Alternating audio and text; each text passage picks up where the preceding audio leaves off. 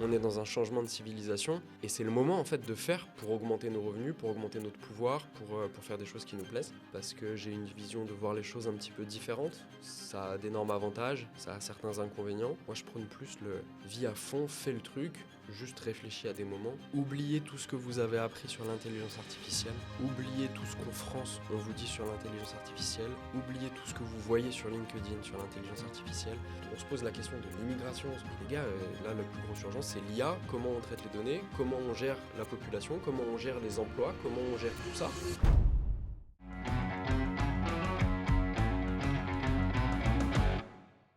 Bienvenue les amis sur Sérotonine, du sens et des sous. Comment devenir un entrepreneur empli de sérénité dans sa vie pro et dans sa vie perso. Bienvenue les éveillés. Aujourd'hui, on a un super exemple de ceci. Nous avons Corentin Fayard, dont j'ai fait la connaissance via un petit podcast qui démarre, qui s'appelle Légende Business, premier podcast de France avec Guillaume Play. Et lorsque j'ai entendu Corentin, je me suis dit, oui, il faut absolument qu'il puisse venir sur Sérotonine parce que tu as à la fois cette capacité à entreprendre quelque chose de grand tout en ayant la conscience de la famille, qui va nous expliquer un peu plus en détail pourquoi tout à l'heure. Corentin, bienvenue. Merci. Je t'invite à, quand tu le sens, donner un petit coup de gong pour démarrer le podcast. Parfait. Donc, on va commencer par un petit vrai-faux sur l'IA, parce que l'IA est en train de transformer notre société de différentes manières. Et ensuite, je vais te poser différentes questions sur toi, sur le business, sur l'IA en général, parce que tout le monde n'est pas féru de ce sujet. Et puis, quand tu le sentiras, ou quand on le sentira tous les deux, je t'inviterai à tirer un petit bout de papier du bol, et puis tu me diras ce que ça t'évoque. Il y a un mot ou deux, simple. Ça marche pour moi. Ça te va ? Ouais, très bien. Nickel. Alors, on commence par le vrai-faux. 60% des emplois actuels vont être impactés d'une façon positive ou négative par l'IA. Faux, c'est plus. Plus. L'IA améliore la précision de diagnostic grâce à l'imagerie au niveau médical. Vrai. L'IA génère des risques pour la santé mentale et physique. Vrai. L'IA permet aujourd'hui de simuler des molécules et d'analyser des données aussi bien astronomiques que physiques. Vrai. L'atrophie des compétences cognitives est liée à la dépendance technologique de l'IA. Faux, ça c'est les réseaux sociaux. L'IA ne va faire qu'accentuer la capacité intellectuelle des humains. La création nette d'emplois et la démocratisation des compétences va créer plus d'emplois qu'il va en détruire. Oui, je pense. Et avant-dernière question, l'utilisation de l'IA en entreprise creuse le fossé interne entre ceux qui maîtrisent l'IA et ceux qui en subissent les effets. Oui, totalement. Ouais. Et enfin, il n'y a pas de lien entre l'IA et le pouvoir politique. Faux. On mettra les réponses et les sources dans le podcast. Alors, pour info, à part la dernière qui était fausse, en fait, l'ensemble était vrai, et notamment au niveau également du cognitif. Alors, en effet, ce que tu dis est tout à fait vrai. Au niveau des réseaux sociaux, ça joue. Mais en fait, est-ce que ça te parle, la question de la dette cognitive ?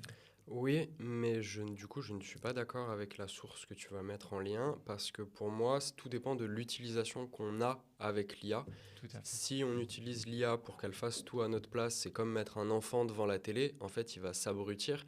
S'il utilise l'IA ou s'il regarde la télé pendant 5 minutes de manière proactive, dans le but de se développer, pour moi, c'est un bienfait. Et est-ce que tu penses, tout à fait, je suis tout à fait d'accord avec toi, que c'est vraiment un outil, en fait. C'est comme un couteau, hein. Tu l'utilises à bon escient ou à mauvais escient.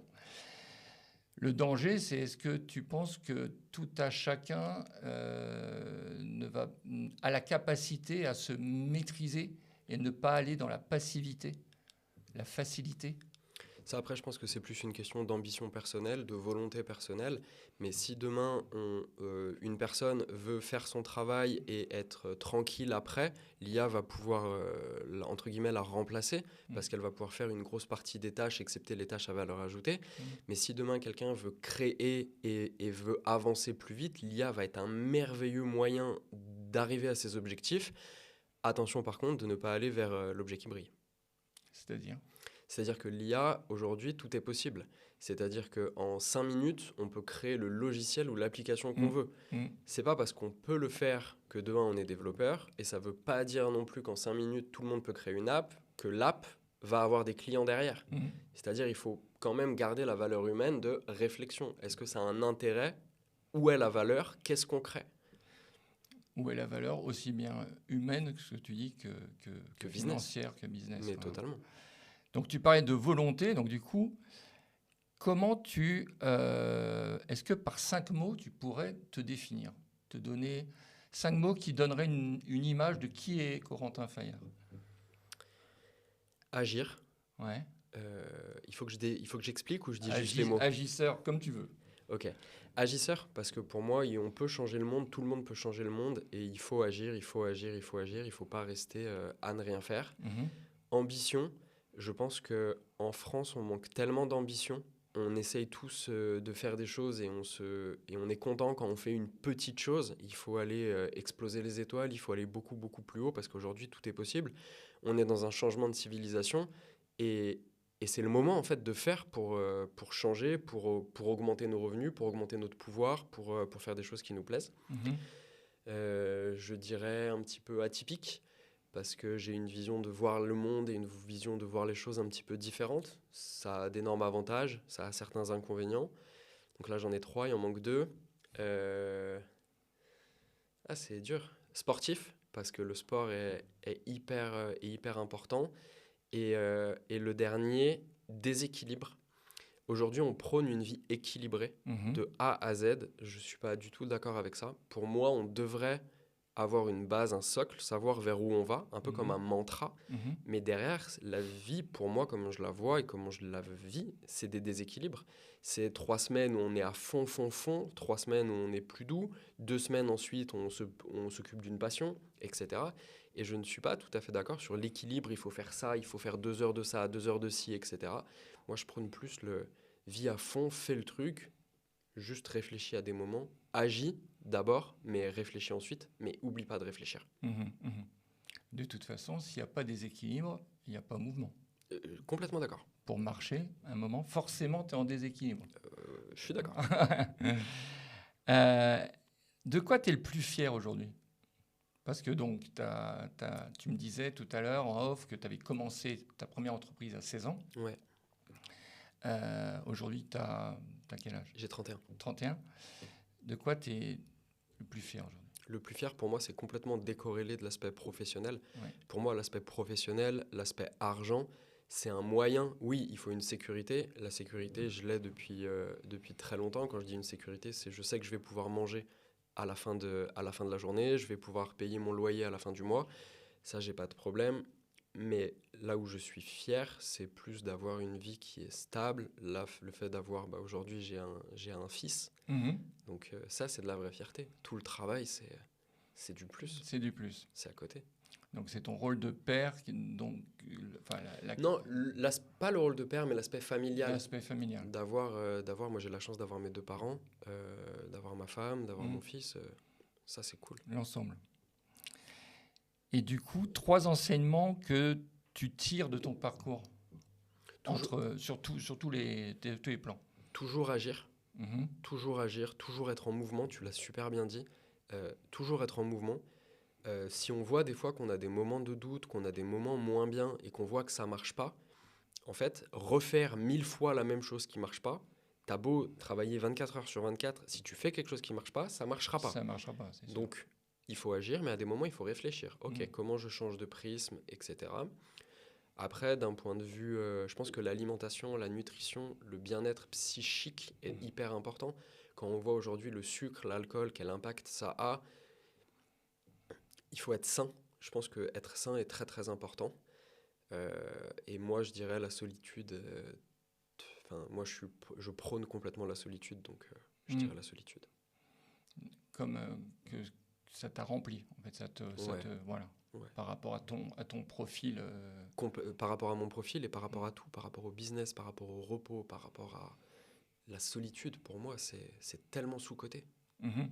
Et quand tu dis la solitude, j'entends, moi, la vraie solitude, c'est-à-dire pas la solitude où tu es avec ton téléphone et Non, la solitude, voilà, c'est où tu tu enlèves ton téléphone, réfléchis, tu où vas pas tu sur les lis, réseaux sociaux, voilà. même pas forcément lire, juste se poser, Mm. être avec soi-même. Et, euh, et ça, ouais, c'est super sous-coté. Mm. Mm. Sous-coté. Tout à fait d'accord.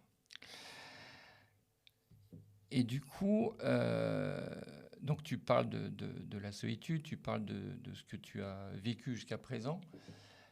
Euh, Si je te dis, parce que bon, tu parlais de l'équilibre, tu parlais aussi on parle beaucoup actuellement au niveau de l'entrepreneuriat, il faut être à fond de sixième tout le temps.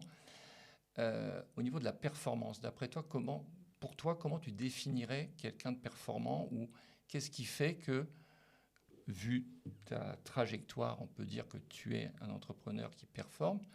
Qu'est-ce qui caractérise ta performance? Et Pour pour moi, toi, c'est toi. Est-ce que c'est absolu? d'un point de vue professionnel, d'un point de vue business, quelqu'un qui est performant est quelqu'un qui génère de l'argent.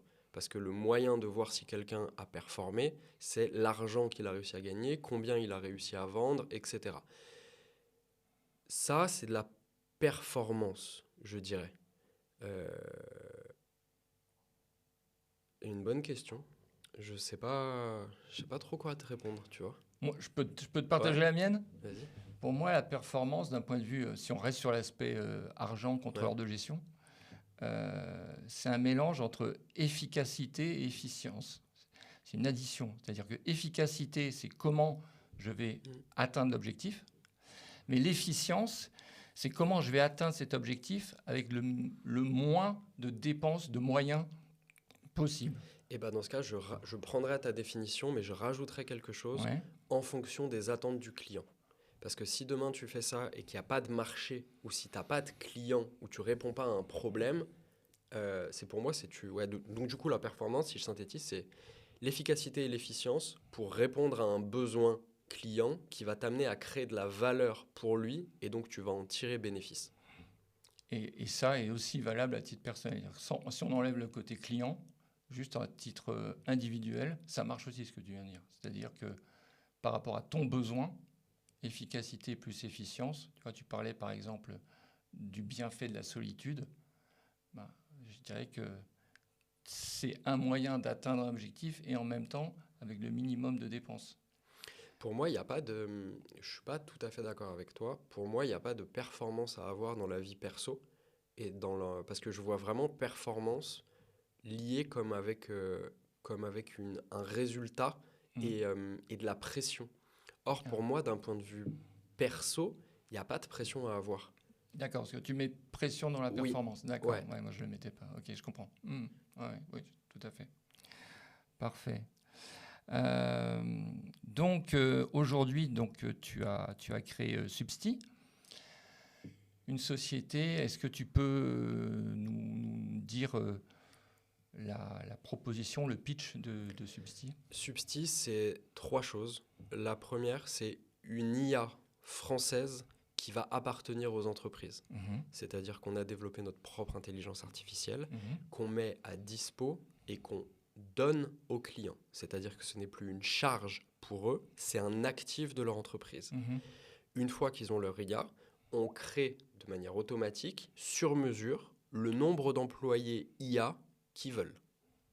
Et la dernière chose, c'est la partie sécurité, que ce soit l'IA ou les employés, il n'y a aucune fuite de données, c'est complètement sécurisé et c'est dans un environnement qui leur appartient. Ok. Tu fais une différence parce on entend employé IA, on entend agent IA. Est-ce que tu fais une différence entre les deux ou pas? Complètement. Pour moi, je suis le premier en France à avoir parlé d'employé IA. Quand tout le monde parlait d'agent IA, un agent IA, c'est à toi de lui donner les actions qu'il doit faire. Mhm, Un employé IA, c'est comme un collaborateur humain. mhm, Tu le formes comme tu formes un humain, et une fois que tu l'as formé, il est complètement autonome et il va faire les tâches que tu veux sans que toi, tu lui demandes de le faire. Mhm. Et toi, tu as juste à checker et ajouter, si besoin, une valeur ajoutée humaine à des moments, mais c'est tout.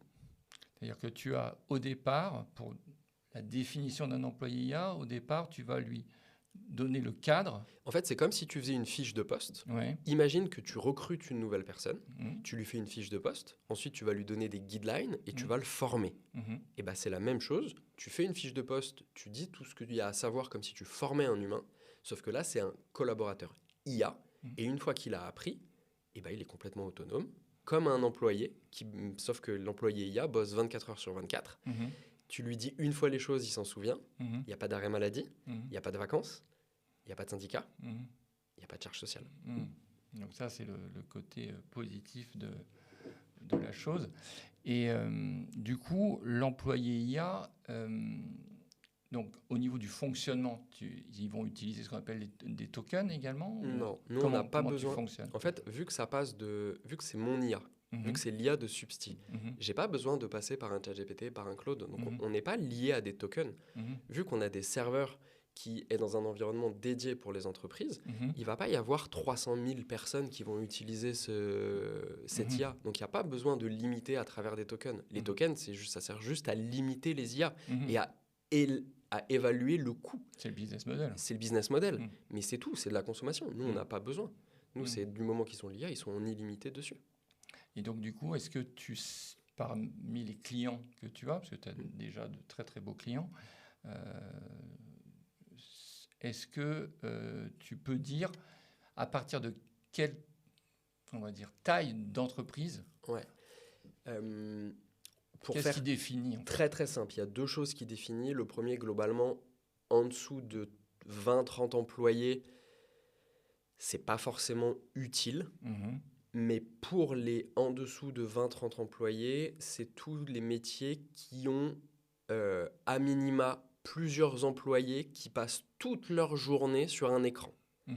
L'IA, il faut bien comprendre que les employés IA peuvent automatiser tous les emplois humains du moment que c'est sur un ordinateur Mhm. ou sur un téléphone. Mhm. Donc si demain tu as 20 employés et tu en as 4 qui passent toute la journée sur un ordinateur, là il y a du sens. Mhm. Sauf qu'on retrouve des patterns que des postes et des entreprises comme ça qui ont ce besoin, c'est la plupart du temps à partir d'une trentaine d'employés. Et c'est pas lié aussi à un certain chiffre d'affaires, un minimum Non. Non, non. sur la partie chiffre d'affaires, ça va.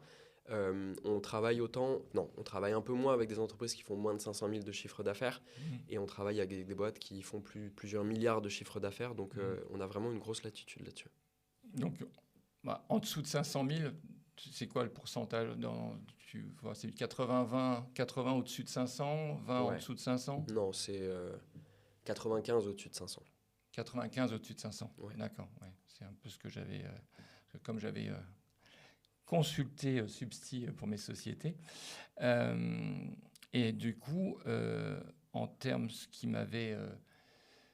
le premier avantage que j'avais vu, c'est que pour rentrer, pour créer un employé IA, tu vas me dire si j'ai bien ressenti la chose, mais il faut que la société, en termes de données, soit très structurée et propre. Soit très processisé, oui. Mm. J'ai fait le choix de ne pas positionner Substi comme une agence. Mhm. C'est-à-dire qu'aujourd'hui, il y a énormément d'agences qui accompagnent les entreprises dans la transformation numérique et la Mhm. transformation à l'IA. Mhm. Substi, c'est pas ça. Substi, nous, on arrive après. C'est une fois qu'il y a eu un audit qui peut être interne ou une fois que vos process sont clairs ou les fiches de poste. J'aime beaucoup parler de fiches de poste. Mhm. Une fois que les fiches de poste sont claires, vous nous donnez l'information et à partir de ce moment-là, on vous crée l'employé IA sur mesure, de manière autonome. Mhm. Mais on n'accompagne pas les sociétés à auditer leur environnement et leur infrastructure. D'accord. Donc, une fois que ce travail-là est fait... Après, je dis qu'on les accompagne pas. Après, on a créé un employé IA qui est dispo en ligne pour challenger, pour te challenger, pour t'aider à créer ces process. Mhm. Mais voilà, c'est un service gratuit et c'est un service qui permet aux entreprises d'y voir un peu plus clair. Et donc, du coup, tu as soit la possibilité, Substi offre, soit l'algorithme tourne sur un serveur qui est dans la société. Oui. Mais ce serveur, il doit avoir une certaine capacité. Hein. Oui. Comment tu peux le Donc, définir minimum? là, il y a deux possibilités. Soit, donc, si on part du principe que tu veux mettre ton IA chez toi, dans tes locaux, Mhm. on va évaluer la capacité du serveur dont tu as besoin. Et Mhm. globalement, on est entre deux serveurs entre 500 euros par mois Mhm. et le plus gros qu'on a demandé à mettre en place à une société, c'était 2500 euros par mois. Mhm. Donc on n'est pas non plus sur des coûts extrêmement élevés comme on entend. Mhm. Ça reste quand même... Mais du coup, ce serveur-là, il est dans l'entreprise. Ça, c'est pour les gens qui veulent mettre les serveurs chez eux. Ouais. Après, D'accord. bien évidemment, si tu travailles avec nous mais que tu ne veux pas mettre on-premise, ça Mhm. s'appelle, Mhm. et que tu veux nous laisser gérer cette partie, tous les coûts sont complètement intégrés dans nos offres. Et les offres, pour te donner une idée, l'employé IA, globalement, c'est 1000 euros par mois. Mhm. Et cet employé IA bosse 24 sur 24, et globalement, un employé IA fait le travail de 4 employés humains. Mhm. Et donc, du coup, il peut y avoir ça peut créer des peurs, évidemment. J'ai personne qui dit, oh là là, mon boulot, je vais le perdre. On a vu tout à l'heure dans le vrai-faux que ça allait créer en fait plus d'emplois Pour moi, oui. que en détruire. Et ça a été validé par différentes, au niveau des organisations internationales. Mais en revanche, on va changer de typologie d'emploi. Je suis d'accord, parce que typiquement, déjà, il y a le côté qualité de vie au travail. C'est-à-dire que tous les emplois où typiquement un comptable qui passe toute sa journée derrière un écran Mhm. à faire des tableaux ou des choses comme ça, Mhm. en fait, c'est fini. Mhm. Mais déjà, juste pour la comptable ou le comptable, passer toute la journée, Mhm. bref. Eux, ces métiers, ça va être complexe parce que l'IA va pouvoir vraiment les remplacer. Mhm. Après, il y a plusieurs aspects où l'IA va créer énormément de jobs. Déjà, ça va créer des nouveaux emplois, manager d'IA, chef de gouvernance IA, en Europe, de se mettre en conformité avec toutes les lois qui arrivent par rapport à l'Europe, par rapport à la France. Mais moi, là où je vois où l'IA va créer un maximum d'emplois, c'est on va retomber dans une société de services où la relation humaine va être au cœur du jeu. Tous les emplois que risque de détruire l'IA, bah en fait, ça va être la solution au problème qu'on a aujourd'hui en France, où il manque des gens dans les hôpitaux, il manque des gens dans la police, il manque des gens au service des autres pour aider les gens. La population est en train de vieillir. Mhm. Il y a énormément de métiers dans le Silver Age qui vont se créer, où là, aujourd'hui, on n'a pas la population humaine pour le Mhm. faire. Et bah, ça va créer énormément de métiers dans le service. Et en tout cas, je suis persuadé que c'est un bienfait pour l'humanité et on va vraiment tous se rapprocher d'un point de vue humain. Alors là, je te rejoins là-dessus. Ce que je vois en revanche, moi, ayant deux sociétés où, en tant que client, j'ai aussi bien des directeurs d'achat de gros groupes que des blanchisseurs, que des personnes en ESAT avec des problématiques cognitives. Euh, le rapport à l'informatique et le rapport à l'outil, il y a toute une partie de la population qui repousse sans savoir, en fait, juste par peur. Comment on peut les rassurer et leur permettre d'avoir accès aux bénéfices? Oubliez tout ce que vous avez appris sur l'intelligence artificielle, oubliez tout ce qu'en France on vous dit sur l'intelligence artificielle, oubliez tout ce que vous voyez sur LinkedIn sur l'intelligence artificielle. Si vous n'êtes pas à l'aise avec l'informatique, dans quelques semaines, dans quelques mois, c'est déjà possible aujourd'hui, mais vous allez pouvoir tout contrôler, votre ordinateur, vos données, uniquement à la voix. C'est-à-dire que vous allez imaginer que vous avez un informaticien avec vous 24 heures sur 24, c'est ce qui va arriver. Vous allez lui demander de faire ça, il va le faire pour vous. Donc il n'y aura plus aucune friction d'apprentissage technologique pour pouvoir utiliser l'IA et pour pouvoir être autonome. Et donc, du coup, à la voix, tu disais que ça allait augmenter, en effet, la relation humaine, l'importance de l'émotion, en fait, entre humains. Pour les métiers commerciaux, qu'est-ce que ça va changer? Les métiers des commerciaux, c'est ce que j'adore. Aujourd'hui, le problème de beaucoup de commerciaux, c'est le fait de gérer l'administratif derrière après chacun des rendez-vous. Et de ne pas passer tout son temps à appeler des clients, améliorer la relation commerciale, etc., la relation client, pardon. Et bien l'IA va pouvoir régler, va pouvoir traiter tous les problèmes. Imagine un commercial qui finit un rendez-vous et qui a 4 pages de dossier à faire pour envoyer un devis. Et ben en 3 phrases, il va pouvoir demander à l'IA de lui faire. et ensuite directement rappeler le client, appeler d'autres clients. Donc en fait, tous ces métiers commerciaux, la relation client va revenir complètement au centre de leur métier, ce qui est quand même plus agréable. Ouais. Ça veut dire que les commerciaux vont devoir enfin apprendre à écouter pour pouvoir échanger. Gros boulot pour les formateurs. Mais ça va surtout dire, et l'IA, tu soulèves un point, c'est que tous les mauvais employés, peu importe les domaines, vont avoir beaucoup de mal à l'ère de l'IA. Ouais. Par contre, Ils vont devoir se transformer, en fait. Oui, sauf que vu qu'ils sont mauvais depuis 15 ans ou 20 ans, est-ce que c'est pas le moment de leur dire changer peut-être de métier? Alors, oui. Alors, avec la capacité de pouvoir changer, et ça, c'est... Mais là, c'est notre société où on est passif, on n'est pas actif. Il y a des, enfin, je vois la plupart des mauvais employés, entre guillemets, c'est parce qu'ils sont pas heureux dans leur travail. Mais en fait, prends tes responsabilités. Bon, là, tu vas être obligé de les prendre avec l'IA, mais prends tes responsabilités pour être heureux. C'est quoi cette vie de faire 40 ans de métier où tu es pas heureux? En tout cas, c'est pas la vie que moi je veux. Et je pense que l'IA va régler ce problème. L'IA va aider à mettre les personnes au pied du mur. Un peu violent quand même, ce que je viens de dire. Mais c'est ça, en fait. C'est violent, mais en même temps... Alors, moi, je vois deux dangers, moi, pour l'IA. Et les deux dangers, ils sont humains, en fait. Et ils sont liés aux conséquences, à la réaction de l'humain face à cette mise au pied du mur dont tu parles. C'est-à-dire la question du sens. C'est pour ça que sérotonine, pour moi, c'est du sens et des sous. C'est que les deux vont ensemble. Et souvent, on va pousser soit le sens. Donc, toutes les personnes qui sont dans l'aide, souvent, elles ne sont pas à l'aise avec l'argent, avec la relation à l'argent. Ou alors, à l'inverse, les gens qui sont énormément dans le contrôle, dans le besoin de se rassurer en ayant beaucoup d'argent sur leur compte en banque, ce qui ne rassure rien du tout.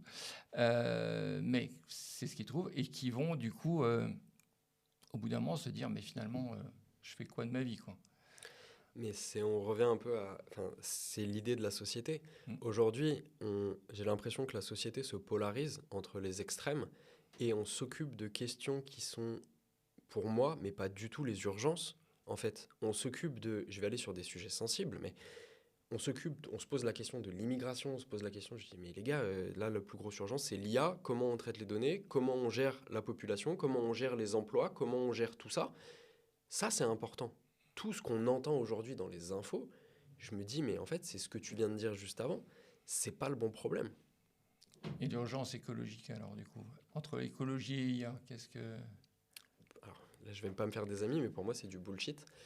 Dans le sens que l'IA, aujourd'hui, on utilise pour répondre à un mail un modèle d'IA qui consomme énormément. On utilise une Ferrari pour faire un trajet de 1 mètre. Si on utilise un modèle qui est beaucoup plus rapide, beaucoup plus léger, de 1, il n'y a pas de problème écologique, parce que ça consomme juste un tout petit peu d'électricité. Deuxièmement, on a la chance d'être en France, dans un des pays les plus développés sur les énergies les plus propres, qui est le nucléaire. Si demain, on développe ça, on allie déjà la point de vue, peut-être légifération sur les modèles qu'on utilise selon nos tâches, plus pouvoir électrique et d'énergie illimitée, comme on a en nucléaire, sans polluer, en fait, pour moi, il n'y a pas de problème.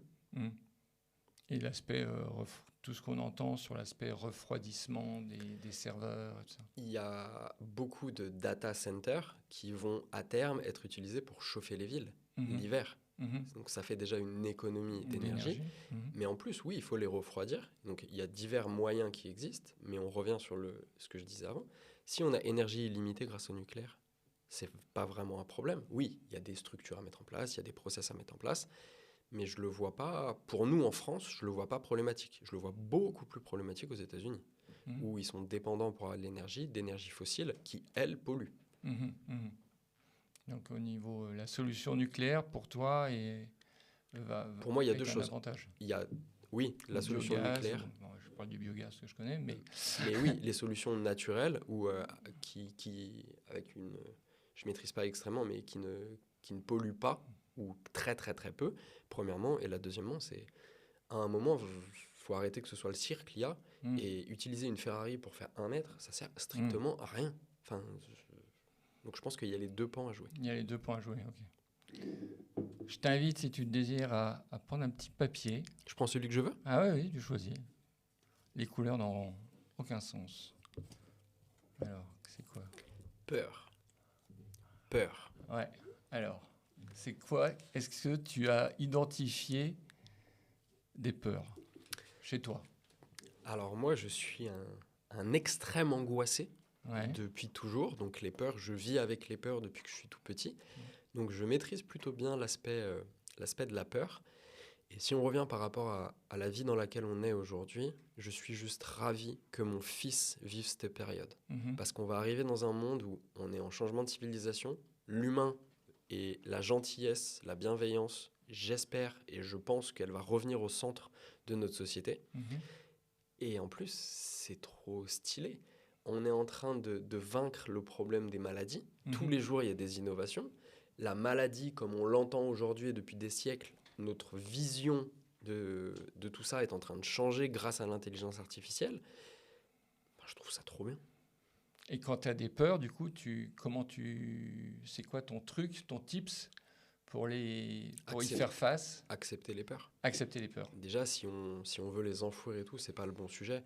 Pour moi, il faut les accepter. Une crise d'angoisse, ça dure 15 minutes. Mhm. Ça dure 10 à 15 minutes. Juste vis la crise d'angoisse. Il faut accepter. C'est pas agréable. C'est pas Mhm. du tout agréable. Mais après, ça fait presque du bien. Enfin, je sais pas comment toi tu es là-dessus, mais C'est la même chose. voilà. Et Que si tu l'acceptes pas, en fait, tu grossis. mais C'est comme les conflits. C'est comme si tu mettais sous le tapis et tout d'un coup, ça gonfle. et à la fin, oui, je suis complètement d'accord. Ouais. Et pour les... Bah, vas-y, prends un deuxième petit ticket. Je te poserai la question ultérieurement. Social. Ouais. Alors, on a déjà un peu abordé parce que... Alors social, c'est compliqué. Je suis pas forcément la bonne personne pour parler de ça. J'ai beaucoup de mal à comprendre les relations sociales. C'est-à-dire que moi, les relations sociales, elles sont avec ma mère, mon père, ma femme, mon fils, mon chat. Mhm. C'est à peu près tout. Mhm. Donc l'aspect social, même si je vois que l'IA va pouvoir permettre de libérer du temps et donc de libérer des relations sociales, moi, l'aspect social, la solitude, je reviens sur ce que je disais tout à l'heure, je ne suis pas la personne à qui ça va faire du bien. Mhm. En fait, ce que tu dis, c'est que c'est pas un choix. En fait, le fait que tu aies limité ça à cet environnement-là, c'est que C'est un besoin. C'est un besoin. C'est Voilà. un besoin, c'est que je me connais et c'est que j'ai besoin exclusivement de ça. Voilà. Il y a certains profils qui, au contraire, vont se régénérer avec du monde autour, Totalement. et d'autres, à l'inverse, ils vont se régénérer en étant en retrait. Exactement. Et ça, c'est mon cas. dépend de... Voilà. Il faut juste, on revient à ce que tu disais tout à l'heure, il faut apprendre à se connaître. Exactement. Et donc, du coup, dans la régénération, dans l'aspect énergie, dans l'aspect temps, comment tu gères aujourd'hui? Est-ce que tu aurais des tips pour la gestion du temps? Parce que comme tu fais... Alors, tu as des IA, tu as des agents IA, des employés IA, ok, mais comment tu as organisé ça au départ? Je pense que déjà, il faut savoir quelle est ton ambition, quels sont tes objectifs. Si tu as des grosses ambitions, et on revient sur l'efficacité et l'efficience, que tu aies des gros objectifs ou des petits, en fait, il faut juste faire le travail pour arriver à tes objectifs. Si demain tu as des objectifs moyens et que tu as des moyens d'être efficace et efficient, ne perds pas ton temps à faire du travail qui ne va pas apporter de valeur ajoutée. Sois OK avec ça, que si tu dois travailler que 2 heures, tu travailles que 2 heures. Si tu résous tes objectifs, oublie le regard des gens, oublie la pression ambiante, oublie tout ça, et sois juste OK avec toi-même, connais-toi, connais tes limites, connais tes ambitions, et agis en fonction. Donc aujourd'hui, une journée, comment tu t'organises au niveau d'une journée, une semaine, un mois? Mais moi, je travaille beaucoup, mais parce que j'ai beaucoup d'ambition et parce que j'aime bien travailler. Donc, pour moi, c'est pas un fardeau. Je peux passer des journées où je travaille 16, 17, 18 heures par jour. Oui, ça me pose pas de problème. Ça ne change rien sur l'organisation. C'est sûr, voilà, on a tous 24 heures. Alors, moi, comment tu t'organises? Alors moi, l'organisation, contrairement à tout ce que tout le monde dit, j'ai absolument pas d'organisation. C'est-à-dire que moi, le matin, je me lève, je vais boire mon café, j'emmène mon fils chez la nounou. Entre-temps, j'ai souvent travaillé 1 ou 2 heures. Et globalement, mon planning, il est fait d'une journée à l'autre. C'est-à-dire que j'ai pas de slot dédié à ça, j'ai pas de slot dédié à ça. C'est vraiment le feeling de ce que j'ai envie de faire, comment les choses arrivent. Et je suis tellement dans un tourbillon en ce moment et la vie va tellement vite que j'ai essayé de m'organiser, j'ai pas réussi. Mhm. Donc je reste dans cette vie de je ne m'organise pas, mais je priorise. Par contre, il faut savoir prioriser. Et pour moi, c'est la famille, c'est le sport. Et voilà. En même temps, parce que bon, dit comme ça, quelqu'un qui n'a pas parlé avec toi avant et qui ne sait pas que tu es en levée de fonds, que le développement que tu fais est de façon très rapide, parce que tu me disais, Substi, c'est le résultat de recherche durant Substi, 2 c'est ans. 2 ans et demi de R&D. On a Voilà. lancé la commercialisation en novembre. Globalement, on a entre 2000 et 3000 demandes par mois pour Mhm. travailler avec nous. Mhm. C'est sport. Voilà. Donc du coup, forcément, il y a des choses à faire, obligatoirement. Alors surtout dans une période de levée de fonds, il y a quand même beaucoup de choses à faire. Je suis bien d'accord. Et donc du coup, comment tu fais la liaison entre tes obligations temporelles pour faire les choses, parce qu'il y a certaines choses qui doivent être faites, et cette souplesse que tu partages avec nous, du fait que je le sens, Pour moi, il y a déjà des priorités. C'est-à-dire que obligatoirement, tous les jours, à part quand je suis en déplacement, je veux passer 1 heure avec mon fils. Mhm. Je veux passer environ 30 minutes au téléphone avec mes proches. Mhm. Ça, c'est mes besoins. Mhm. Accepter ces besoins, go faire le travail comme il faut. Et Mhm. peu importe. Et même si j'aime beaucoup, c'est Marc Simoncini qui a dit une fois que pour ses enfants, il était fonctionnaire. Mhm. C'est-à-dire qu'il emmenait ses enfants à l'école le matin, il les voyait et dînait avec eux le soir. Mhm. Derrière, ça ne les regardait pas, ce qu'ils Mhm. faisaient entre, ce qu'ils faisaient après. Mais je suis complètement d'accord, en fait. Mhm. C'est à toi de t'organiser, de toi savoir ce que tu veux. Et oui, mon fils, je le vois tous les matins, mon fils, je le vois tous les soirs. Mais si derrière, je retravaille jusqu'à 2 heures du matin, c'est mon problème. Hein. Tout à fait.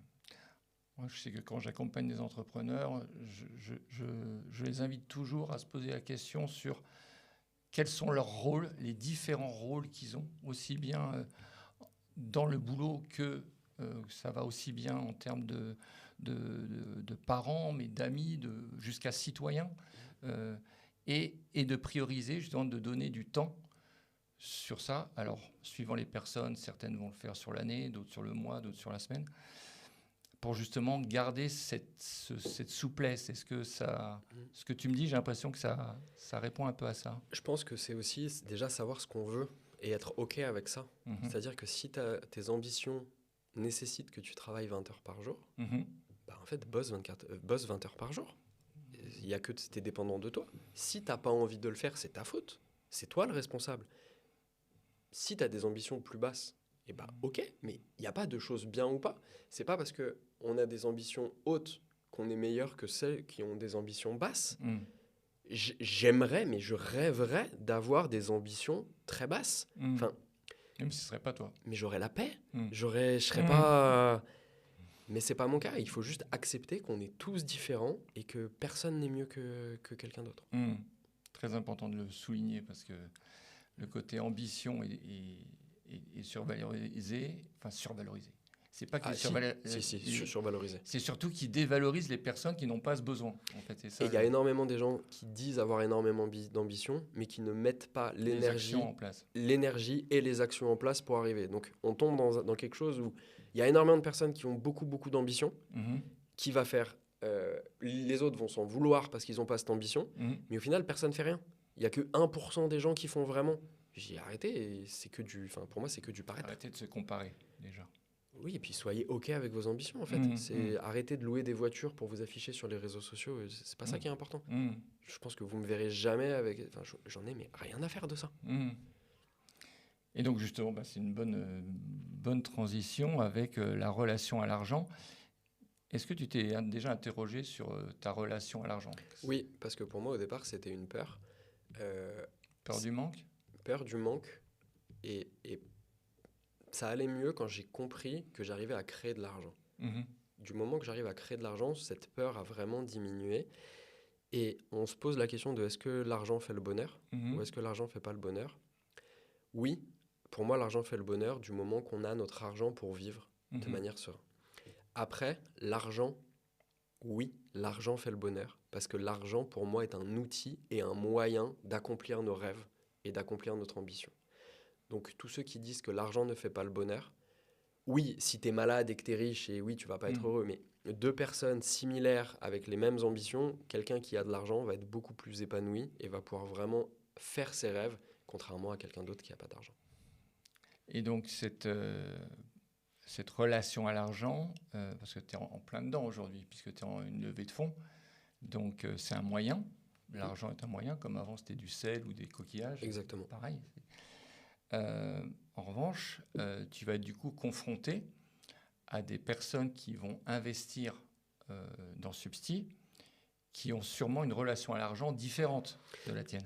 C'est typiquement des sujets qui sont en cours. Aujourd'hui, sur la levée de fonds que je suis en train de que je veux faire, il y a beaucoup de levées de fonds où je vais essayer de me diluer un minimum parce que je préfère donner un TRI dans un premier temps sans me diluer vu la croissance que j'ai.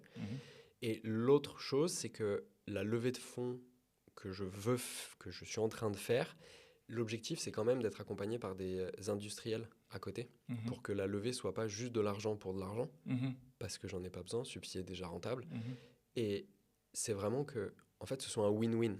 Et que l'aspect financier, que la personne qui va rentrer dans cette levée va m'apporter pour que Subsi grandisse. Et moi, je vais lui apporter la techno pour que son entreprise augmente aussi. C'est vraiment l'objectif, c'est de se lier avec un industriel.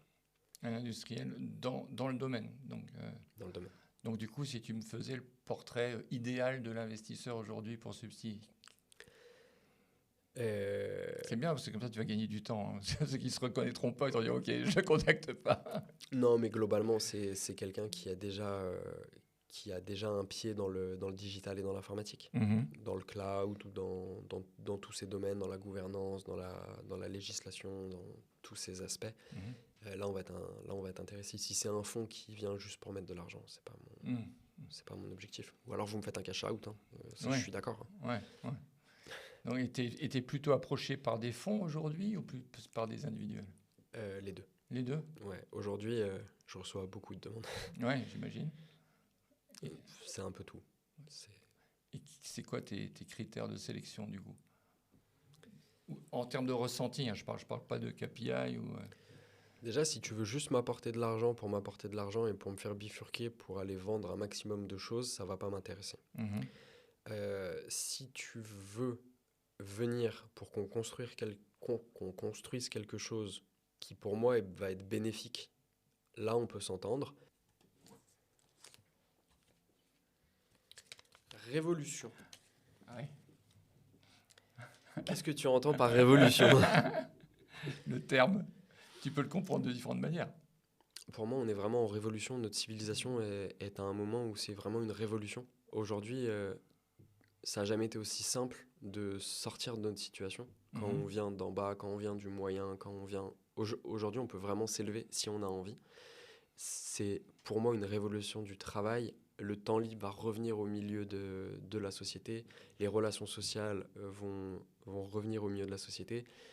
Et d'un point de vue plus général, révolution, on voit la France qui se polarise entre les extrêmes. On l'a déjà dit tout à l'heure. Pour moi, je ne suis pas super serein sur la partie société, surtout si les politiques restent comme ils sont aujourd'hui. Oui, c'est plus mener le bateau qui pose souci, quoi. Ouais, pour moi, oui.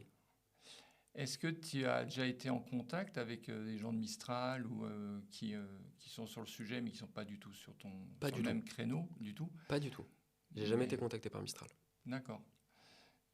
Parce que comme justement ils veulent rester français et être français avant tout, c'est pour ça que ça me faisait penser à ça. Je pense que Mistral est la locomotive de la France, et je pense même de l'Europe, et il faut qu'ils continuent et qu'ils aillent... Enfin, il faut qu'ils continuent, les gars, continuez. Vous êtes...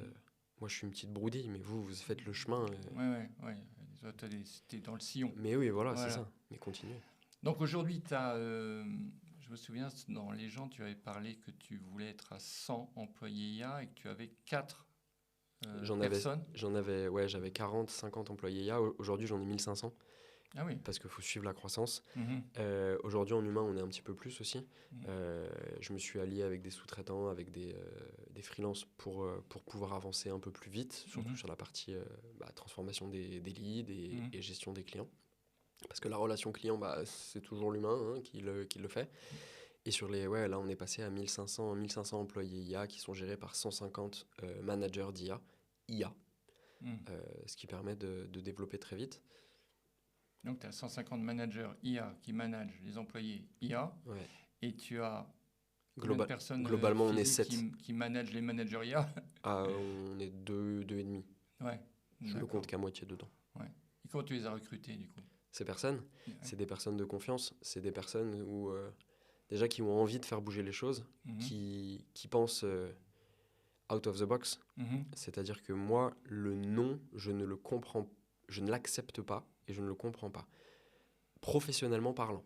Je ne Mhm. comprends pas le non professionnellement parlant quand on me dit c'est pas possible d'arriver à ça. Je dis ok, mais on va trouver une solution. Et mes deux personnes qui sont avec moi, ils ont la même vision des choses. C'est-à-dire ils me disent c'est pas possible. Puis après ils envoient tout de suite un message en disant attends, on revient dans 1 heure. Ouais. Et ils trouvent une solution potentielle qui n'existe pas. Et c'est comme ça Mhm. qu'on innove, c'est comme ça qu'on crée et c'est comme ça qu'on avance. Aujourd'hui, technologiquement, tout est possible. Absolument tout. Il faut juste essayer, faire et se challenger. Mhm. Mhm.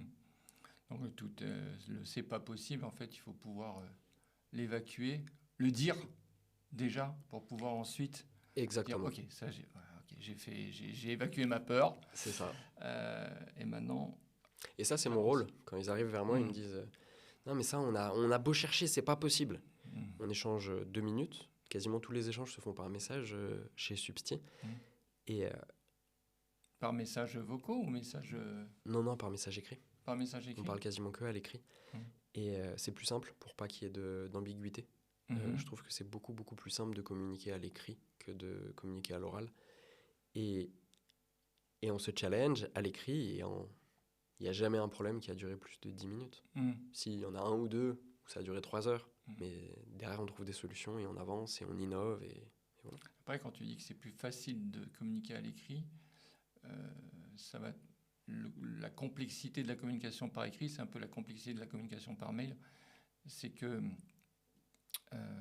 la personne qui va lire va coller sur l'écrit une émotion qu'elle a, elle, au moment où elle le lit, qui n'est pas forcément ce que voulait dire la personne qui a écrit. Je suis d'accord, mais là on tombe dans quelque chose que moi personnellement je ne comprends pas. Mhm. C'est-à-dire que en fait des messages c'est des faits, point. On parle de faits, il n'y a pas d'émotion, ni positif ni négatif à avoir pour pouvoir avancer. Il y a un fait, il y a une situation A, il y a une question et il y a une résultante Donc a... en fait, là, tu es en train de me dire que tu arrives à rédiger un texte Oui. purement factuel. Mais oui, et les gens qui travaillent avec moi, c'est la même chose. Mhm. C'est qu'on a zéro émotion. S'il y a un problème ou Mhm. autre, on le dit. Ils savent que je suis toujours dispo 24 heures sur 24. Vous avez quoi que ce soit à me demander, perso ou autre, moi je suis là. Vous n'êtes pas content de quelque chose, vous me le dites. Mhm. Factuellement. Et si c'est factuel, on trouve une solution. Soit vous avez raison et vous me donnez les arguments pour, et dans ce cas, pas de problème. Mhm. Pardon si je me suis trompé. Mhm. Si les arguments sont pas bons, c'est moi qui ai raison et on continue. Et donc, au niveau des erreurs que tu fais, euh, comment tu détectes que c'est une erreur du coup? C'est-à-dire Si tu dis quelque chose, que tu es persuadé que ce que tu dis est bon, ouais. quand on est dans l'erreur, on ne le voit pas en général. Et que la personne en face va te faire ce retour en disant bah non, ça c'est pas possible. Mais en fait, c'est pas qu'il veut dire que c'est pas possible, c'est qu'il voit quelque chose. Alors, soit les arguments me convainquent directement, soit la méthode la plus simple, c'est on teste. D'accord. On teste, version A, version B, on teste très vite et on voit les résultats très vite. J'ai aucun problème à faire des erreurs. C'est absolument pas grave que mes gars fassent des erreurs. Ce que je veux, c'est pas refaire 2 fois les mêmes erreurs. On fait des erreurs, ouais, pas de souci, c'est pas grave. C'est comme ça qu'on construit. Typiquement, là, j'ai fait une énorme erreur au mois de mai. J'ai voulu passer de 50 à 1500 employés IA d'un coup. Ouais, c'est super.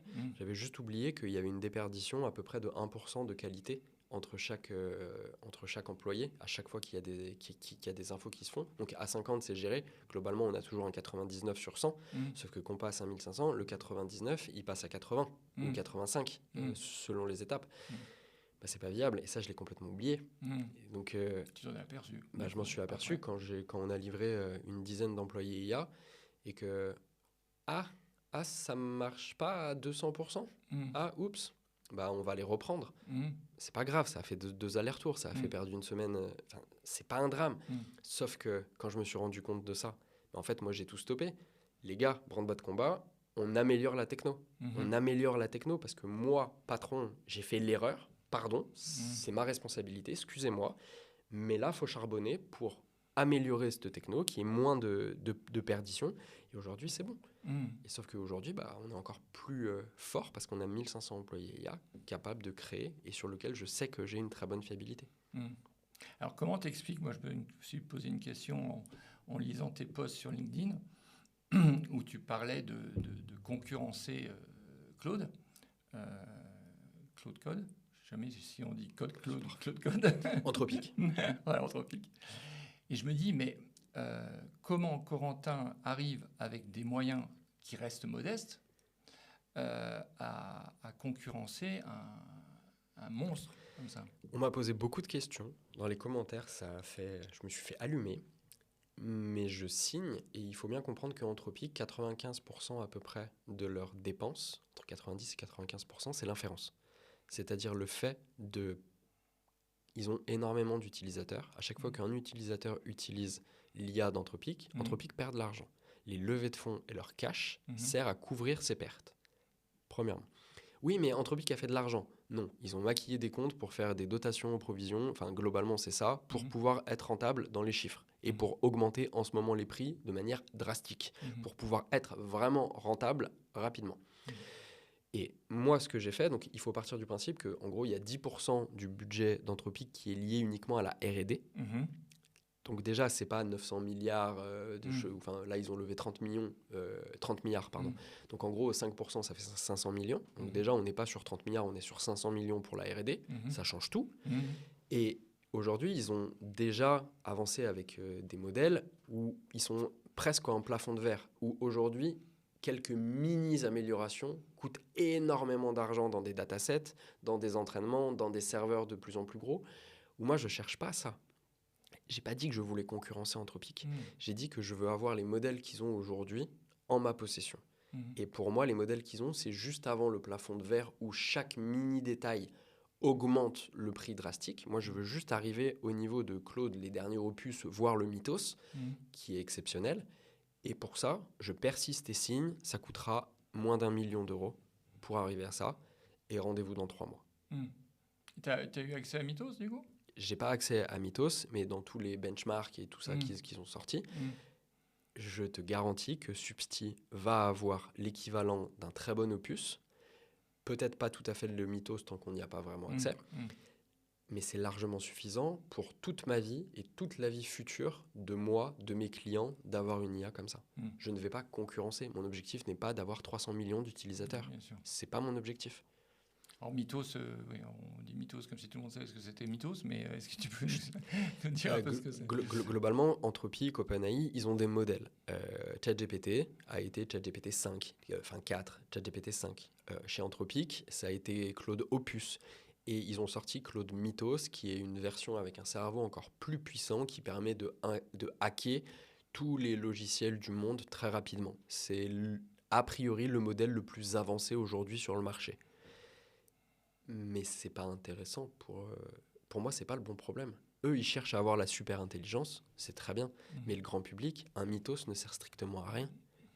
Déjà, même dangereux. Enfin, il peut être dangereux au niveau sociétal. Bien sûr, mais un opus ou un sonnet chez Anthropique est largement suffisant pour tout le monde. Oui, donc tu as vu au niveau du besoin. Oui. Par rapport. Pour moi, déjà, un sonnet est plus intelligent qu'un humain. Un opus est bien plus intelligent qu'un humain.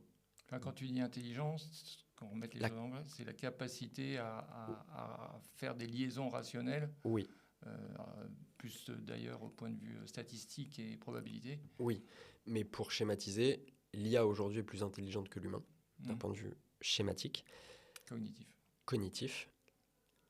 Partie de ce principe-là, je veux pas être je veux pas avoir Einstein en IA. C'est pas mon objectif. Moi, mon objectif, c'est d'avoir une IA qui est bien plus intelligente que les humains pour pouvoir aider les humains, remplacer les humains et avancer. Alors, avec le terme d'intelligence, moi, je suis toujours un peu gêné aux entournures parce que c'est tellement, ça se résume pas au cognitif. Mais je suis d'accord, sauf qu'aujourd'hui, il n'y a pas de terme pour expliquer ça, en France, et je suis complètement d'accord, mais typiquement, il faudrait qu'il y ait un mot sur ça.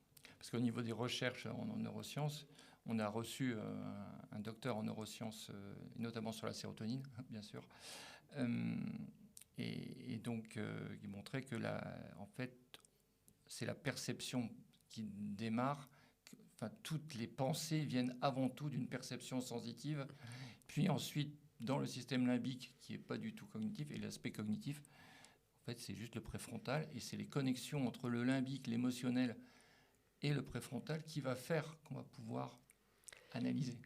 Et c'est Dario Amodei qui disait que globalement, il est en train de construire le cerveau Non, c'est Yann LeCun qui disait qu'il était en train de créer le cerveau préfrontal des IA avec les world models. Bon, pas tout à fait d'accord, mais tu dis que tout passe d'une perception. Mais est-ce qu'au final, c'est pas comme l'IA ? Tout passe d'une donnée entrante et ensuite il traite les process. C'est ça, la donnée, sauf que l'humain va commencer par la perception, mais il va donner ensuite la donnée. Et d'ailleurs, pour moi, ça avait un danger, c'est que l'humain qui ne va pas continuer à s'enrichir au niveau des mémoires, des briques, des connaissances, de la curiosité, il va appauvrir ses connexions au niveau cognitif. Donc en fait, on revient au début de la conversation. Il faut que l'humain reste vigilant. Et reste actif, mais il y a encore plus grave, c'est qu'aujourd'hui, les IA sont biaisées parce qu'elles apprennent des données qui sont déjà biaisées. Quand nous, humains, on apprend par des domaines, mais on a vraiment la nature, l'état de la vie que l'IA, elle, n'a pas. Comment on contrôle ça ? Les biais cognitifs. Tout à fait. Mais les biais dans les datas que tout le monde utilise dans l'IA. Tout à l'heure, tu disais, est-ce qu'on peut influencer la politique avec l'IA ? Si l'IA apprend de data d'extrême gauche ou d'extrême droite, et exclusivement ça, elle va te répondre...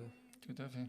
Ouais, je ne sais pas si tu as lu Technopolitique de Asma Mala, où elle parle justement, donc elle est professeure à Stanford, et son dernier bouquin qui est sorti en septembre, c'est Cyberpunk.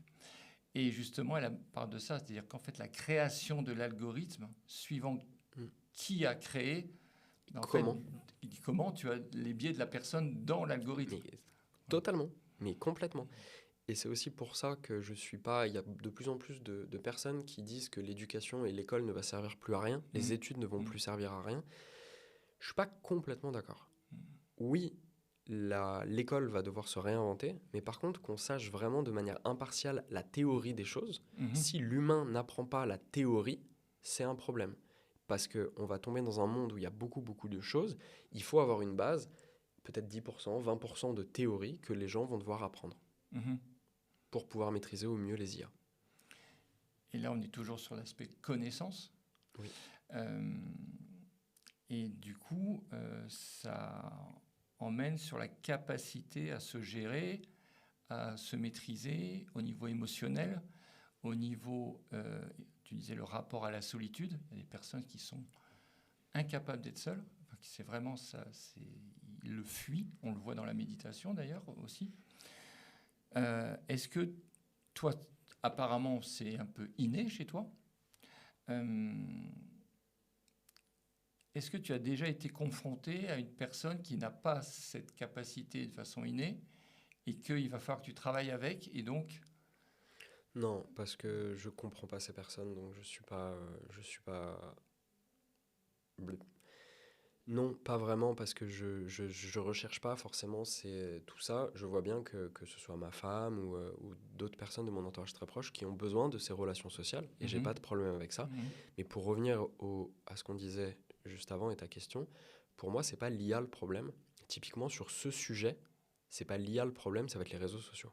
Où je vois les réseaux sociaux comme un vrai poison par rapport à ça. Je vois pas l'IA comme un poison. Je pense au contraire que ça peut aider à construire et à être en paix avec soi-même, que ce soit sur la solitude, sur le fait d'accepter qu'on a besoin de relations sociales, etc. Là, on revient sur l'utilisation de l'IA, Oui. c'est-à-dire que ceux qui ont mis en place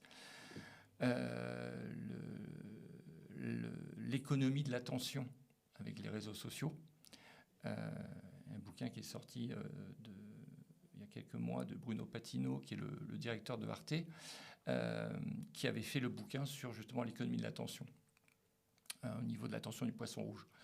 Et là, il a fait un livre où le titre, c'est Le problème de l'obsolescence humaine, sur qu'on va passer sur l'économie de la relation. Et que l'utilisation de l'IA, suivant les personnes bienveillantes ou pas, en fait, l'IA peut être détournée au service ou contre l'humain. Ouais, en fait, ça décuple le pouvoir aujourd'hui de l'humain qui peut manipuler ou être bienveillant. Ça va juste augmenter le pouvoir. Ouais, je suis complètement d'accord. Alors que pour le coup, les réseaux sociaux, je vois pas le bienfait. Et je vois que des choses négatives. Sur la partie attention. Tu vois pas un bienfait possible. Des réseaux sociaux. Il doit y en avoir un quand même. Ah bah moi aujourd'hui, j'en vois pas. À part utile, si, c'est un bienfait pour ceux qui gèrent les réseaux sociaux. Oui. C'est qu'on est les produits de eux, mais les réseaux sociaux aujourd'hui, je vois absolument pas l'intérêt. Enfin, si, je vois l'intérêt parce que c'est du divertissement, c'est de la distraction, c'est tout ça. Mais je pense les méfaits, les problèmes que ça va engendrer à notre population... Qui engendre toujours, oui. Qui engendre, ça je le vois plus, pour le coup dramatique. Je vois pas du tout l'IA sur le même niveau. D'accord, ok. T'es pas d'accord ?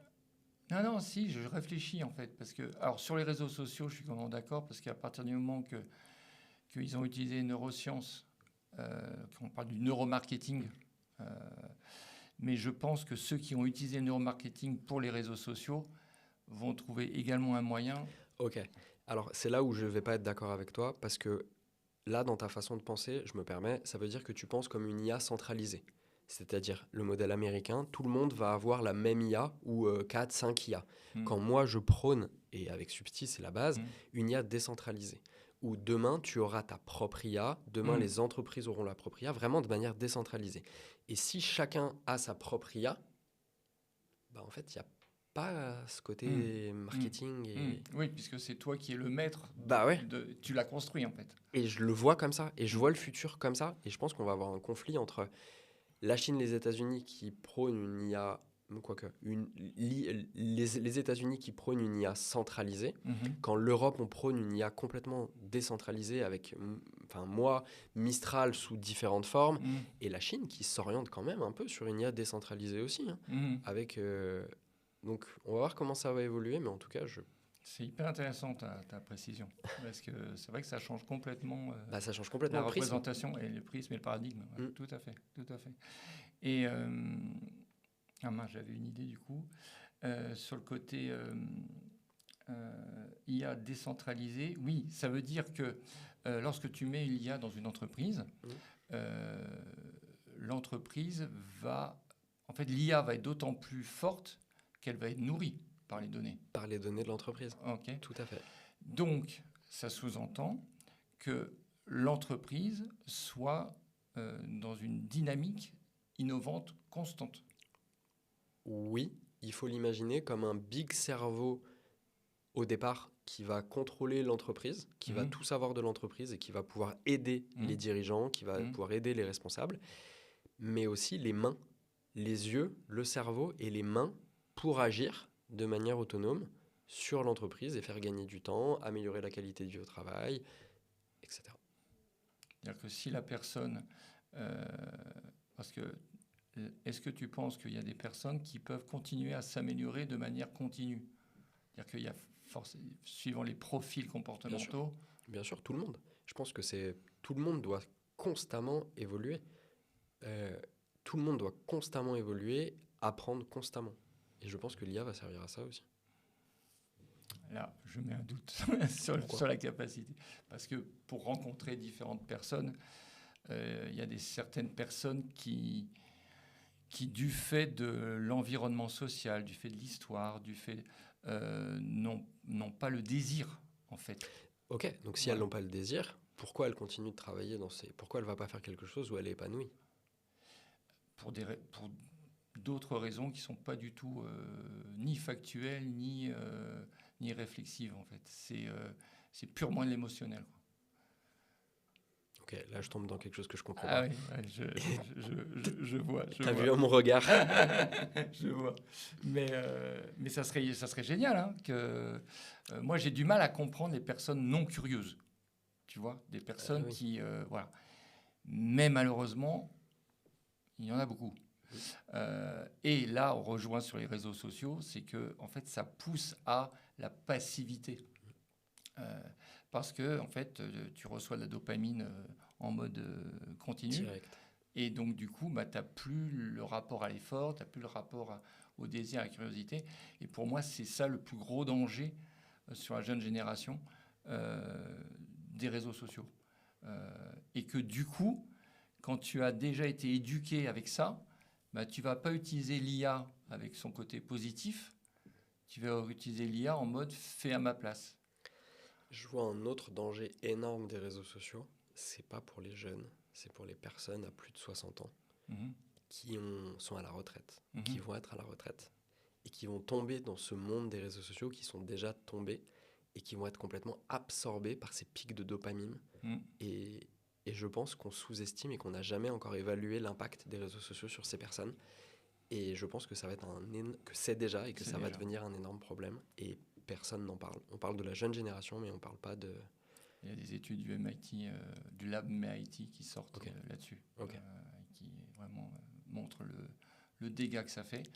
Et notamment, encore pire sur... moi, à chaque fois, je suis choqué quand je vois les parents qui donnent le téléphone à un bébé ou un petit de moins de 2 ans ou de moins de 6 ans, enfin bref, parce que... Je vais pas être d'accord avec toi sur ça, par contre. Ah ouais, j'ai l'impression que ça peut être très violent, quoi. Tu parles des réseaux sociaux ou du téléphone en soi? Des réseaux sociaux. Ah oui, réseaux sociaux, je suis d'accord. Après, le téléphone, de nouveau, ça dépend ce que tu fais dessus. Complètement. J'ai une anecdote l'autre fois qui m'a fait rire parce que j'étais face à un de mes jugements. Je me baladais dans la rue et je vois un petit de 7-8 ans qui était... les parents étaient à côté en train de prendre un apéro et le petit avec le téléphone et tout. Et je me dis, oh là là, c'est pas possible, quoi. Ils savent pas ce qu'ils font, quoi.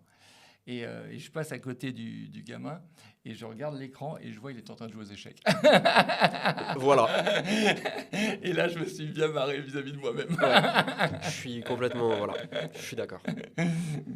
Ok, allez, je t'invite à prendre un autre petit papier.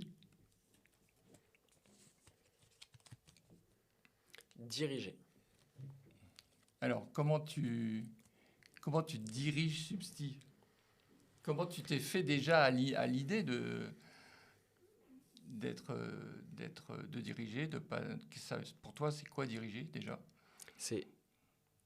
Alors je vais avoir deux angles. Mmh. Le premier, c'est régler des emmerdes constamment. Mmh. C'est régler des problèmes, régler des problèmes, régler Mmh. des problèmes. C'est ce qui permet d'avancer. Et la deuxième chose, c'est essayer de faire le moins d'erreurs possible et dès qu'on en fait une, d'essayer de s'en rendre compte le plus vite possible. Mmh. Pour moi, c'est les deux définitions de diriger. Donc donner, et dans le fait de donner la direction, comment tu transmets? Ça, si t'es patron, t'incarnes ta vision. Mmh. Tu dois être... Enfin, pour moi, c'est le couple PDG-DG, Mmh. où le PDG va donner la vision, va vraiment donner envie, s'entourer de gens et donner l'impulsion. Mmh. Et derrière, diriger pur et dur les sections, d'un point de vue opérationnel, pour moi, c'est pas la même personne. Et voilà. Mmh.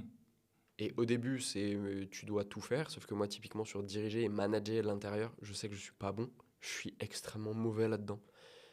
Donc ça va être un des rôles de recrutement décisif de Substi. Donc le recrutement, comment tu le fais du coup, le recrutement? J'en sais rien. Tu sais pas? Non, c'est une des choses que je suis en train d'essayer de me poser comme question, parce qu'aujourd'hui, je me rends compte que je comprends pas trop ce qui se passe à l'intérieur même de Substi, Mmh. dans le sens de tous les process qui sont mis en place, tous les process, et c'est très compliqué d'être à la fois du côté vision et avancée, etc., et de l'autre côté management, etc. C'est très bien, mais du moment que tu as dépassé plusieurs millions, à un moment, tu as besoin de quelqu'un qui maîtrise ça, qui a déjà fait ça, Mm. pour ne pas apprendre constamment. Et voilà. Mm. Typiquement, l'erreur que j'ai fait pour passer de 50 à 1500, si j'avais un DG qui a déjà scalé une entreprise, que ce soit avec des humains ou autre, il m'aurait dit t'as vérifié les process avant ou pas? T'as testé avant de le déployer? Non. Typiquement, j'ai fait cette erreur, j'aurais pas dû la faire si j'avais un DG. Ouais. Bon, en même temps, Mais ça va trop vite, non mais bien sûr, bien sûr, mais ça m'a bien fait comprendre que j'ai besoin de quelqu'un là. Ouais. Et donc tu es en recherche de Ouais, recruter j'ai déjà quelqu'un en tête? J'ai déjà 3 personnes en tête et il faut que je décide et ça va être dans les 10 prochains jours. Et après, il va y avoir, une fois que tu auras fini ta levée de fonds, il va y avoir également tout ce qui est board, enfin codir. Ouais, où là, c'est aussi des gens, c'est un monde très particulier entre les gens qui me demandent de les payer pour faire partie, les gens qui veulent me donner de l'argent pour faire partie du board. Je vois un petit peu tout, je découvre tout. Heureusement, je suis bien accompagné d'un super CFO, donc c'est vraiment toi, Antoine, si tu m'entends. Merci pour tout ça et voilà. Oui, tu as réussi à bien t'entourer. Ouais. C'est ça, c'est une qualité hyper importante pour tout entrepreneur, Totalement. quel que soit le niveau. Aujourd'hui, Substi, c'est moi l'image, mais aujourd'hui, Substi, sans les 2-3 personnes vraiment de base du projet, on n'en serait pas là aujourd'hui. Et moi, je suis le porte-étendard du truc, mais que ce soit donc le CFO, le CTO, celui qui s'occupe de toute la partie opérationnelle, le CEO, je ferais pas tout ça sans eux. Donc, c'est mon succès, mais c'est aussi le succès de ces personnes. Comment tu es passé parce que Subsi, donc, qui a été créé récemment, à quel moment la société que tu avais avant, c'était également dans Laquelle? Celle que j'ai vendue? Ouais. Celle que j'ai vendue, c'était... j'ai vendu plusieurs sociétés. Ouais. J'ai vendu... Celle qui était juste avant, en fait. J'en avais 2. C'était un organisme de formation, une boîte de logiciels informatiques et une agence SEO. Et c'est pas la boîte de logiciels que j'ai toujours, mais l'agence SEO et les organismes de formation, c'est ce que j'ai vendu. Et c'était des boîtes qui étaient complètement automatisées. Et voilà. D'accord. Et donc, qu'est-ce qui t'a fait passer la marche à vendre? Non, oui, à vendre ou la création de Substi? La création de Substi, au départ, c'était l'idée de base de Substi, c'est donner des yeux et des mains à l'IA. C'est vraiment la base, c'est arriver à tout automatiser sur un écran d'ordinateur. Et ensuite, quand tu développes ça, tu rentres sur le marché, tu vois que les gens sont intéressés par ça, tu vois qu'il faut aller faire ça, et tu arrives à Substi aujourd'hui. C'est plein d'étapes pour arriver à ce qu'on est aujourd'hui. Et la décision de la vente des autres sociétés, à quel moment tu dis là, il faut que je vende? Alors c'était que j'avais un projet qui me tenait beaucoup plus à cœur. C'est que l'agence SEO, c'est une agence et en fait moi j'avais déjà ça en tête et moi je voyais mon futur là-dedans. Donc à un moment il faut soit tu laisses couler, soit tu vends. Et j'ai décidé de vendre. Très bien. Et un organisme de formation, ça prend beaucoup de temps. C'est très chronophage, donc tu peux pas allier tout en même temps. Oui, faire des choix. C'est ça. Prioriser, comme tu disais. Exactement. Allez, un dernier pour la route.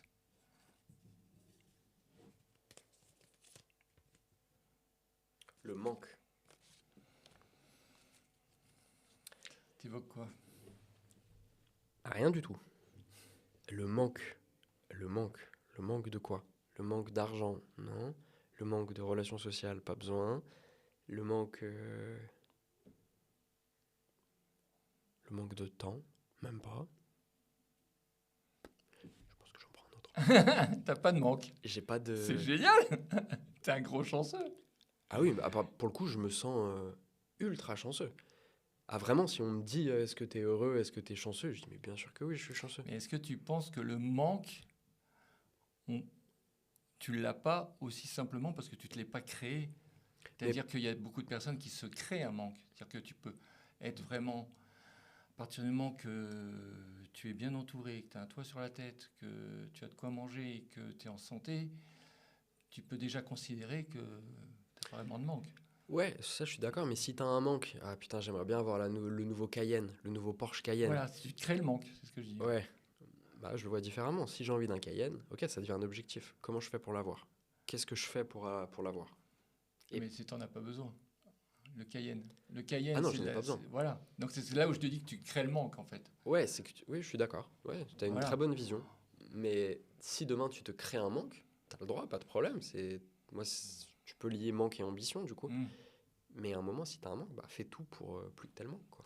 On parlait des neurotransmetteurs et c'est vrai qu'il y a quand même beaucoup de produits qui vont te créer un manque parce que tu as envie d'eux. Et en fait, c'est une question de sérotonine, de besoin de briller, de reconnaissance que tu recherches à l'extérieur parce que tu n'arrives pas à te la donner en intérieur. Et là, on rejoint le côté développement personnel. Après, moi, sur le manque, j'ai jamais fumé, je bois pas d'alcool. C'est pas un monde que je connais, ça. Donc, Ouais. ouais. Donc c'est top, c'est top. Bon, allez, vas-y, reprends-en un du coup. Obsolescence humaine. C'était par rapport au... Est-ce que l'IA va créer de l'obsolescence humaine pour toi? Non, je pense que l'IA va nous permettre de vivre comme on le veut et nous changer le prisme sur notre vision de la vie, de la mort, des maladies et sur tout ça. Je ne sais pas vers quoi ça va évoluer. Je dis pas qu'on va devenir surnaturel, qu'on va ne plus mourir. Je ne sais pas vers quoi ça va tendre. Je pense juste que ça va changer profondément notre vision à tout ça. Je te rejoins là-dessus. Quand tu dis prisme, est-ce que tu fais une différence entre prisme et paradigme? Ouais, c'est à peu près la même chose. Ouais. Comme Bah, je le pour vois. moi, un prisme, à chaque fois, j'ai l'image, tu sais, au niveau optique, qu'un rayon passe et il est décomposé, Ouais. alors que paradigme, c'est une manière de voir les choses. Tu prends un axe qui te donne une certaine vision, tu changes d'axe, tu le vois d'une manière différente. Et bah, je vais rester sur le prisme du coup. Parce que pour moi, c'est aujourd'hui, on voit le prisme de la mort d'une Mhm. manière. Et en Mhm. fait, l'IA va nous élargir nos champs de vision. Mhm. Et on va se rendre compte que je pense qu'on se trompe complètement sur ce qu'est la vie, sur ce qu'est la mort, Mhm. sur les maladies. Non, les maladies, ça va. Mhm. Mais sur tout ça. Mhm. Aucune idée de vers quoi ça va aller, par contre, hein. Ouais, ouais. En tout cas, il y a un gros changement. Ouais, Voilà. pour moi, oui. Merci beaucoup, Quentin. Si tu as des recommandations à faire, est-ce que tu aurais une recommandation, quel que soit le sujet, hein, pas forcément. Soyez clair avec vous-même. Si vous avez des objectifs, si vous êtes malheureux, si vous êtes malheureux, en fait, agissez pour ne plus être malheureux.